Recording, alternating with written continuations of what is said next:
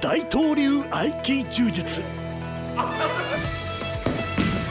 気道、合気と名が付く2つの武道、一体何が似ていて何が違うのか。黒帯ワールド検証企画、今回は仙台から。白川隆二先生、お久しぶりです。この立派な道場に今日はやってまいりましたが、なんとですね、今日は東京の方から大東流合気柔術の山本先生に来ていただきました。山本です。はじめまして、よろしくお願いします。白川先生、合気道と大東流合気柔術について簡単に説明していただけますか。わかりました。もう大東流と合気道ってものすごい深い関わりがありまして、合気道は開祖上柴森平先生がさまざまな日本の柔術剣術を研鑽して、それに独自の哲学を加えて開発したのが合気道なんですけども、その合気道に最も影響を受けたと言われているのが武田宗覚先生から習った大東流合気柔術と言われているんですよ。技術的源流とも言われております。大変深い関係があるんですよね。なるほどですね、はい、あちらのある写真の左の方が、合気道の開祖上柴森平先生です。そうなんですね、はい、合気道を作った創始者なんですね。そういえば山本先生も合気道の経験があるそうですね。はい、私も合気道をずっと長年稽古を今もしておりまして、もともと合気道から私も、稽古を始めましたんで、それで源流をってことで、今白川先生がおっしゃったように大東流っていうのが大きく影響してるんだよっていうのを知ってですね、でこの道もちょっと探求し始めたっていうのがきっかけですね。白川先生は山本先生の動画を黒帯ワールドでご覧になりました。拝見させていただきました。そう、ありがとうございます。素晴らしいですよね。やっぱ合気道とはまた違った身体操作がありますので、やっぱり受けてみたいなと思いますよね。その時に例えば見て、この人は合気道をやってる人だなとか、そういうのは分かる、どうなんですか。話を聞いたら確かに大東流合気柔術なんですけど、普通の方とは違ってちょっと本当に合気道っぽさを感じましたね。で言われてみて確かに。なるほど。合気道、大東流と一言で言ってもいろんな流派会派ありまして、その先生によって体の身体操作が違いますので、だから面白いんですよね。はい、そうですね。はい。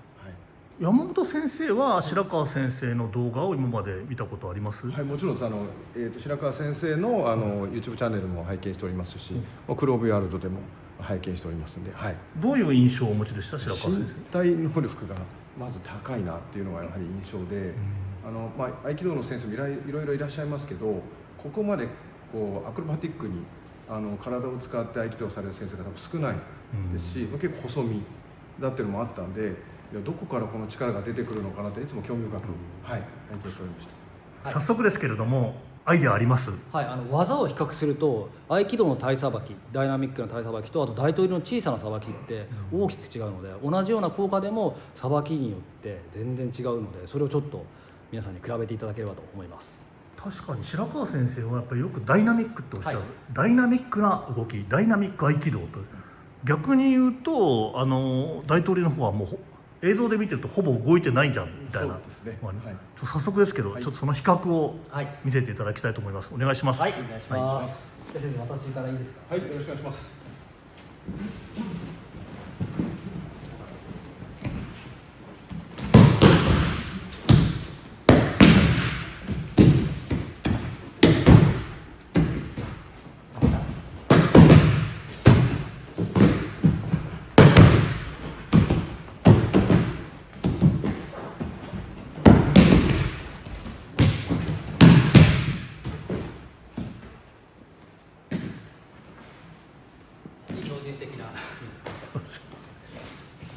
大きな円運動と体さばき。山本先生、今ご覧になって流れるように円運動を使って大きくさばかれているという印象がやっぱり強いですね。ちょっと大東流の動きをはい、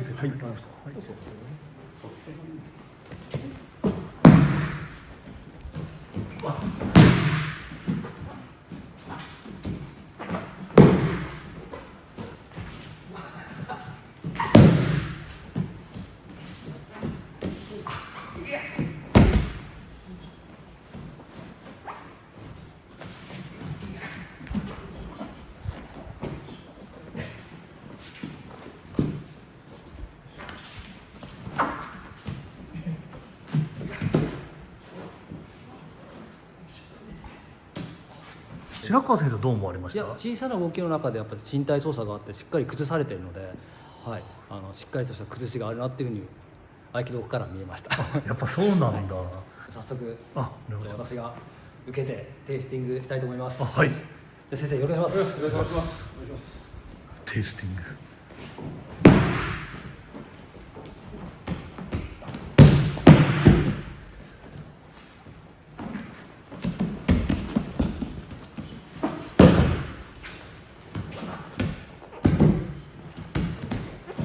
ごめんなさい、すみません。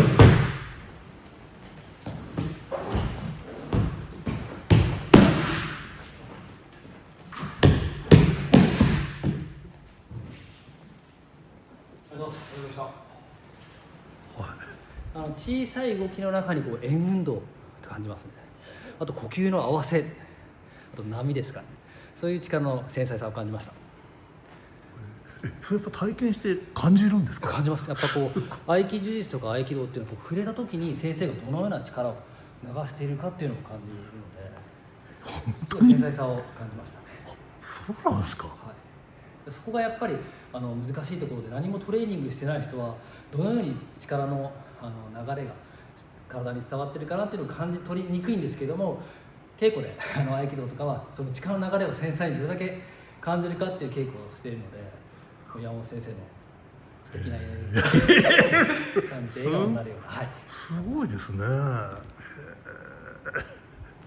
山本先生、今白川先生やってみてどうでした？だいぶちゃんとかけやすいように受けも取っていただいてますので、はい、その中で力をいただきながら、はい、ちょっと誘導するっていう感じですかね。さっきはいごめんなさいって一回言ったのは何があったんですか？ちょっと手が外れちゃったんですね。あ、外れちゃったんですね。結構それあります。合気道でもよくあるんですけど、接点が外れてしまうので、はいその受けとの相性、その力の流れを感じて、そういう時もあるんですよね。へえ。でも触れた瞬間に、はいじゃあもう分かるってことなんですね。わかりますね。スッとドスンと来た時に瞬間に力をかけていく。へどこに体重かけてるなとか、どこに力が入ってるなっていうのは見えたり、あと握っていただいた時に感じれるようになってるかもしれません。え。なる握った時にどこに重心があるのかっていう、その重心の崩し、どこに力かけたら相手がして崩れるのかなっていうのを多分山本先生感じられて、私に技をかけていたと思います。ちょっと安倍を受けて、安倍先生も安倍君を受けて。お願いします。ほど。へえ。じゃあ前かみにしましょう。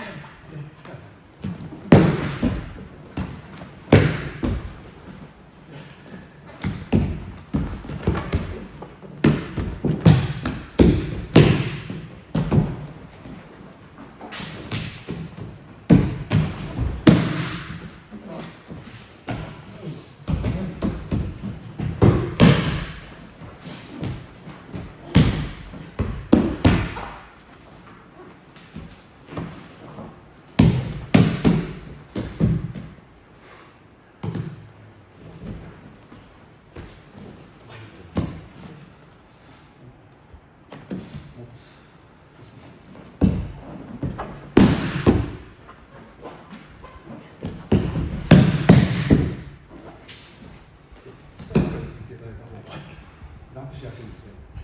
これです。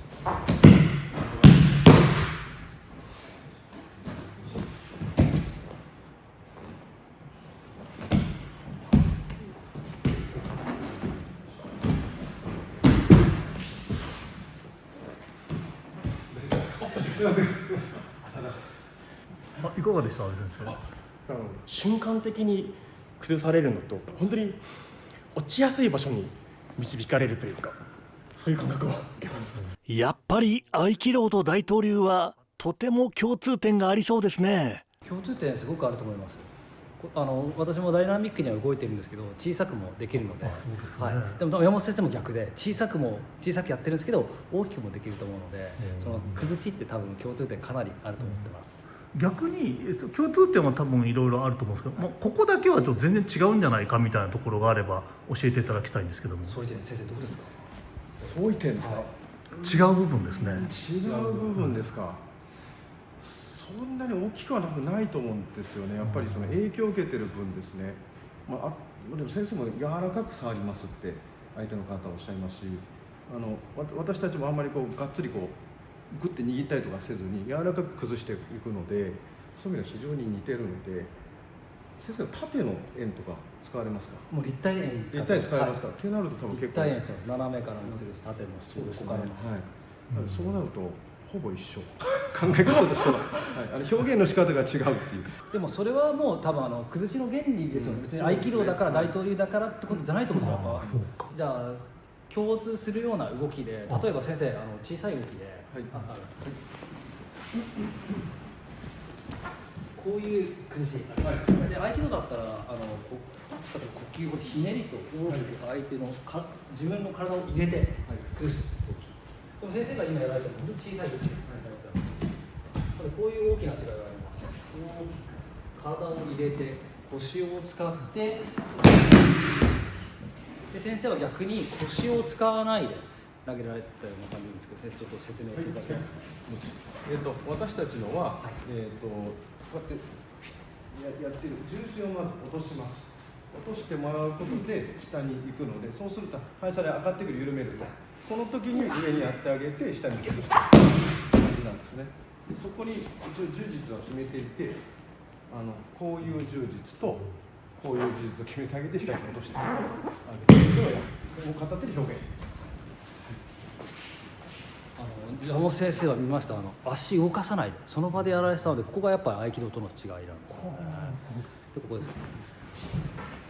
例えば一回下にグッと押してこの動きなんですけども、足動かさないで先生がやられてた。そこはやっぱりちょっと合気道と違い。もし合気道だったら逆に体を使っていけ、体を連動させろっていうので、同じような表現でも相手はこう体を体さばきを入れるはずですね。こう体をどう使っているかっていう、上半身だけなのか下半身ひねりとかを使っているかっていうので、最小限の動きでやられてるのが山本先生のやってるなんだと思います。体を使っていると、私たちもこの足は動かしてないんですけど、縦回転を下半身はさせてるんですよね。なのであんまりこう入ってはない、体重量してないですけど、ここで体重量しちゃってる、省略してる。で本当は基本は歩くんですよ。ちょっと2歩ぐらい歩くんですけど、それはあんまり歩かないでも体重だけ処理をすることもあると思いますね。あえて動かないことで内部でこう円運動を使う稽古方法だと考えてもいいですよね。はい、そうですそうです。はい、そこはやっぱ大きな違いですね。相手だったらもっとやっぱ体を動かして全身を使って体を連動させろ、円運動を作れって言うんですけど、やっぱ大統領の場合はこうなるべく動きを制限することで内部で円運動を作る。大きな違いがあります。はい、おっしゃる通りですね。はい。素晴らしい世界ですがすごい。なるほどね。なんで私たち座儀の時は基本的に執行はあまりしない。そうっていうのはそういう意味もありまして、土台を動かさないで中はこうなんかグラグラできるようにするんで、体さばきをしてしまう、体さばきでできるようになってもしまうので、より体の中に、意識を向けるっていう意味でもあんまりこう足をわざと動かさない、そこから動かすようにする傾向スタイルかもしれませんね。内部でやっぱりこう内部を練っていくっていう感じですよね。合気道はこう全身運動で体を練っていく、使っていく。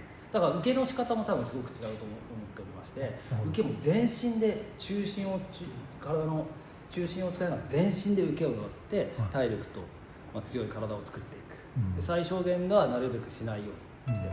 合気道と大東流、次回は座り技を検証します。お楽しみに。Everyone is a hero in 黒帯ワールド。黒帯ワールドでは誰もがヒーロー、もちろんあなたも。それではまた黒帯ワールドでお会いしましょう。